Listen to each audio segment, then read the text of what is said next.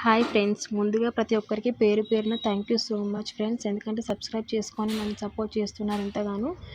Long videos కూడా అలాగే support చేస్తారని కోరుతున్నాను ఫ్రెండ్స్. నేను అన్నంతో చేసిన వడియాలు ఇలా అవుతాయి. మనకి ఎండినాక చాలా సన్నం అయిపోతాయి. అంటే ఇలా ఈ షేప్లో ఉంటేనే మనకి ఈజీగా పిల్లలకి కూడా చాలా ఇష్టపడతారు.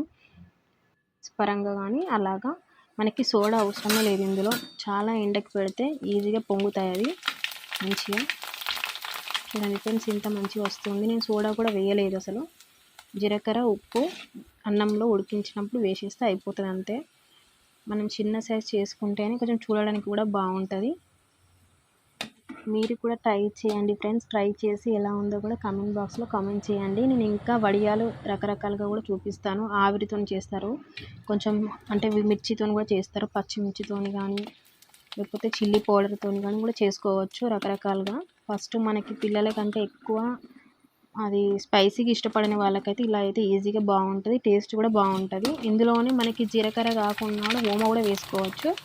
ఓమ వేస్తే కొంచెం మనకి ఆ టేస్ట్ అనేది అంత బాగుండదు అనిపిస్తుంది నాకు. ఎందుకో జీలకర్ర అయితేనే బాగుంటుంది టేస్ట్. ఫ్రెండ్స్, ఎంత జిలేబీ లాగా అనిపిస్తుంది కదా, కానీ టేస్ట్ మాత్రం సూపర్ ఉంది ఫ్రెండ్స్. మీరు కూడా ట్రై చేయండి ఒకసారి. చిన్న కూడా చేసుకుంటే కూడా బాగుంటుంది. చాలా క్రిస్పీగా ఉన్నాయి ఫ్రెండ్స్. మీరు కూడా ట్రై చేయండి. ట్రై చేసి తప్పకుండా చెప్పండి ఫ్రెండ్స్.